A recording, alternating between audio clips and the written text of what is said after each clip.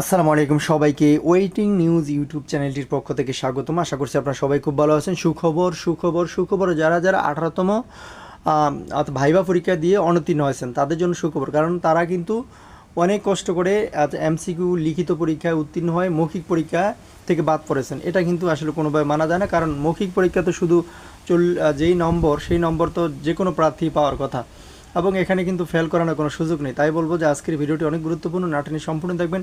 এবং এই চ্যানেলে যদি আপনি নতুন দর্শক হন, চ্যানেলটি এখনই সাবস্ক্রাইব করে দেন এবং আমাদের সাথে যুক্ত হয়ে যান, কারণ এনটিআরসি রিলেটেড এবং শিক্ষা সংক্রান্ত বিভিন্ন তথ্য এই চ্যানেলে সবার আগে আপলোড দিয়ে থাকি। সনদের দাবি 18তম অনুত্তীর্ণদের যা বলছেন এনটিআরসির চেয়ারম্যান, দেখেন 2 সেপ্টেম্বর 2025 প্রকাশিত খবরটি এখনই আপনাদের মাঝে শেয়ার করার চেষ্টা করবেন। ইনশাআল্লাহ ধৈর্য সহকারে সাথেই থাকবেন। 18তম শিক্ষক নিবন্ধনে অনুত্তীর্ণ প্রার্থীরা সনদ দেওয়ার দাবি জানিয়েছেন। দাবি না মানলে আমরণ অনশনের হুঁশিয়ারি দিয়েছেন তারা। সোমবার 1 সেপ্টেম্বর বেসরকারি শিক্ষক নিবন্ধন ও প্রত্যয়ন কর্তৃপক্ষের এনটিআরসি কার্যালয়ে জমা দেওয়া এক স্মারকলিপিতে এই হুঁশিয়ারি দেন তারা। 18তম নিবন্ধনে অনুত্তীর্ণ প্রার্থীদের দাবির বিষয়টি পুনর্বিবেচনার সুযোগ নিয়ে দার্ডেলি ক্যাম্পাস কথা বলেছে এনটিআরসি চেয়ারম্যান আমিনুল ইসলামের সঙ্গে। সোমবার বেলা 3টার দিকে তিনি বলেন, 18তম নিবন্ধনে যারা ফেল করেছেন তাদের বিষয়ে আমাদের কিছু করার নেই। নিবন্ধনের ফল প্রকাশের পর ষষ্ঠ গণবিজ্ঞপ্তি সুপারিশ হয়ে গেছে। প্রার্থীরা আদালতে শরণাপন্ন হয়েছিলেন, আদালতও তাদের দাবি নাকচ করে দিয়েছেন। ফলে এই বিষয়ে নতুন করে ভাবার সুযোগ নেই। ভিডিওর মাঝখানে বলবো, আপনি যদি এই চ্যানেলটি এখনও সাবস্ক্রাইব করে না থাকেন, প্লিজ চ্যানেলটি সাবস্ক্রাইব করে দেন এবং আমাদের সাথে যুক্ত হয়ে যান, কারণ আমরা এই সর্বপ্রথম আপনাদের জন্য এনটিআরসি রিলেটেড এবং শিক্ষা সংক্রান্ত বিভিন্ন খবর এই চ্যানেলে সবার আগে দিয়ে থাকি।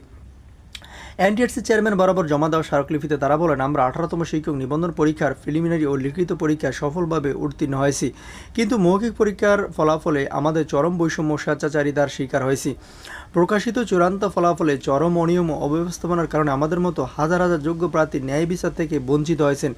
এই চরম হতাশা ও বঞ্চনার প্রতিবাদে আমরা আমাদের ন্যায্য দাবি আদায় কর্তৃপক্ষের কাছে বারবার আবেদন জানিয়েও কোনো ফল পাইনি। তাই আমরা নিরুপায় হয়ে অবস্থানে আমরণ অনশনের মতো কঠিন কর্মসূচি গ্রহণ করতে বাধ্য হয়েছি। তারা জানান, এনটিআরসি বিধি অনুযায়ী একজন প্রার্থী লিখিত এবং মৌখিক উভয় ক্ষেত্রেই ন্যূনতম 40% নম্বর পেলে উত্তীর্ণ বলে বিবেচিত হবেন।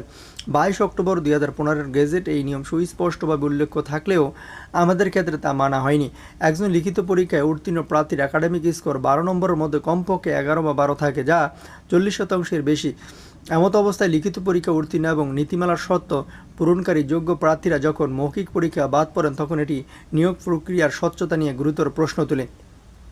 এই সনদে মৌখিক পরীক্ষার নম্বর উল্লেখ না থাকা ফলাফলের সত্যতাকে প্রশ্নবিদ্ধ করেছে। বিগত নিবন্ধন পরীক্ষাগুলোতে 1 থেকে 12তম ভাইবা ছিলই না, এবং 13তম থেকে 17তম পরীক্ষায় ভাইবা নম্বর সনদে যুক্ত থাকলেও তা মেধা তালিকায় যুক্ত হতো না।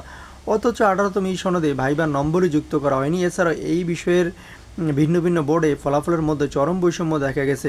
কোনো কোনো বোর্ডে 30 জনের মধ্যে 28 জন পাস করলেও অন্য বোর্ডে 30 জনের মধ্যে 28 জনই ফেল করানো হয়েছে। কোনো কোনো বোর্ডে প্রার্থীকে শুধু নাম ঠিকানা জিজ্ঞেস করেই পাস করানো হয়েছে। আবার কোনো কোনো বোর্ডে 10 থেকে 15টি সঠিক উত্তর দেওয়ার পরও 40% নাম্বার না দিয়ে ফেল করানো হয়েছে। এর মাধ্যমে মৌখিক পরীক্ষা মেধা যাচাইয়ের পরিবর্তে একটি লটারি বা ভাগ্যের খেলায় পরিণত হয়েছে। স্মারকলিপিতে প্রার্থীরা 3 দফা দাবি তুলে ধরেন। সেগুলো হল, অবিলম্বে 18তম শিক্ষক নিবন্ধন পরীক্ষার মৌখিক ফলাফলের বৈষম্য নিরসন করে লিখিত পরীক্ষা উত্তীর্ণ সকল যোগ্য প্রার্থীকে চূড়ান্তভাবে উত্তীর্ণ ঘোষণা করতে হবে। উত্তীর্ণ প্রার্থীদের দ্রুততম সময়ের মধ্যে সনদপত্র প্রদান করতে হবে এবং পরবর্তী বিশেষ গণবিজ্ঞপ্তিতে সকল প্রার্থীর আবেদনের সুযোগ নিশ্চিত করতে হবে। তা আশা করি বুঝতে পেরেছেন। আপনাদের প্রতি শুভকামনা রইল। আসসালামু আলাইকুম।